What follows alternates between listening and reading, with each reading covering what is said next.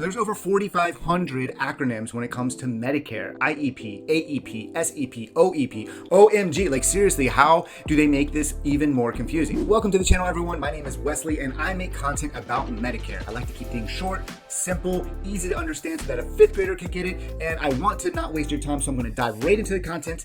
Let's go. So let's just start by explaining what a Medicare enrollment period actually is. Simply put, it's just a period of time when you're able to enroll into a Medicare plan. Each enrollment period does have a set period where you can take this action, and each period also has a certain action that you're able to perform during that time frame. That's where it gets confusing, because it wouldn't be Medicare if it wasn't a little bit confusing. So let's start with initial enrollment period. You also may see this abbreviated as IEP. So this is when you first become eligible for Medicare. It's going to be a period of 7 months. It's going to be 3 months before your birth month, your actual birth month, and then 3 months after your birth month. So in a 12-month calendar year, that's 7 months where you're able to use your initial enrollment period to enroll into original Medicare, Medicare Advantage, or Medicare Supplement plan. So next, let's talk about annual enrollment period. This is also sometimes called AEP, also called OEP, which stands for open enrollment period. So depending on the person or how it's being used, annual enrollment and open enrollment period kind of are interchanged in the world of Medicare. Now, what's also important is the action you can take during this time frame. So you can go back to original Medicare if that's what you want.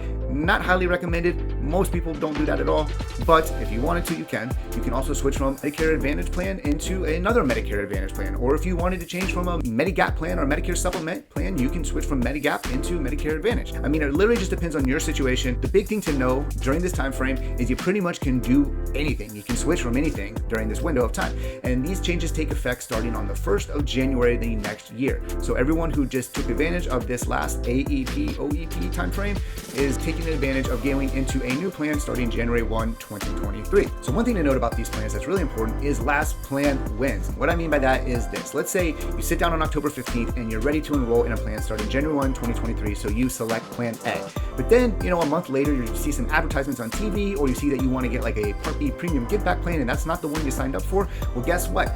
You can enroll in the new plan you want, and whatever plan you enroll in last before December 7th is the one you're going to be enrolled in onto January 1. So literally, last plan wins. You can change your mind multiple times during this time frame, and whatever you have chosen last on December 7th actually is the one that is going to stick starting January 1. Let's get more confusing.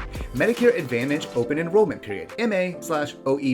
This is an enrollment period that goes from January 1 every year until March 31st. And this is where if you have Medicare Advantage, you can change your plan during that time frame. So if you have Medicare Advantage, essentially you got middle of October, all of November, 7 days in December, all of January, all of February, and all of March to change into a new plan. But not even just those dates. You actually have other opportunities if you want to change, let's say in June. And that leads me to our final acronym, which is SEP, Special Enrollment Period, also called a Special Election Period. In a Special Election Period, this essentially means that there are circumstances that happen in your life that are going to allow you to change Medicare Advantage plans. So this is a good thing, especially in the summer months when we don't have one of the annual enrollment periods or the open enrollment periods or the MA open enrollment period to use to our advantage. Now, SEPs are not universal, and they're only going to apply to you if you meet the criteria of that SEP. And of course, because Medicare is confusing, there are multiple different criterias and multiple different SEPs. Now, I'm not going to go into all of them here because I respect your time, and you can find more of that information on Medicare.gov. However, I am going to go over 3 of the most popular and most common used by brokers to enroll their Medicare Advantage clients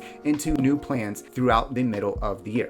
Now, as far as the time frame goes for each one of these SEPs, guess what? They're all individual and they all change. Yep. More confusing Medicare stuff. There are a few big life events that we will talk about. The first one is going to be moving. So let's say you move from one county to another county, because Medicare Advantage plans are county-based. So if you move out of one county and into another county, that is a life event that will allow you to move into a different Medicare Advantage plan. In fact, you have to, because your plan might not even be available in the new county you moved into. And regarding the time frame for that event, let's say you let your plan know after you moved. Well, you then have that month of your move plus the 2 after before you have to switch plans. There's your time frame. The second SEP I'm going to talk about is if you're eligible for Medicaid. So now if you become eligible for Medicaid, this means you are duly eligible, and it actually opens up a whole bunch of new plans for you that may be of benefit. And when you have Medicaid, you can join, switch, or drop your Medicare Advantage plan or your Medicare prescription drug coverage. You can do this one time per quarter, and just for refreshing, a quarter is every 3 months. So we have January through March, we have April to June, and we have July to September. That if you become eligible for Medicaid and become a duly eligible person,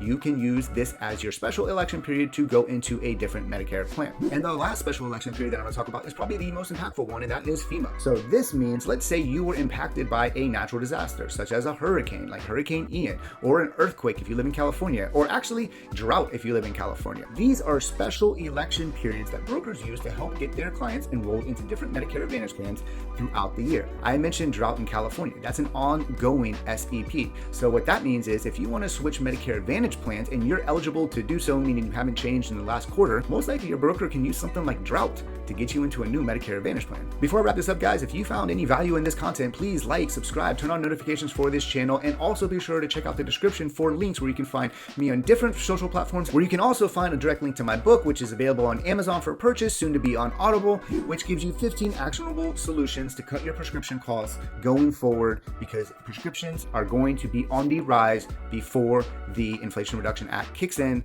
the next couple years. So something to keep an eye out for. If you find yourself in that situation, make sure you grab yourself a copy.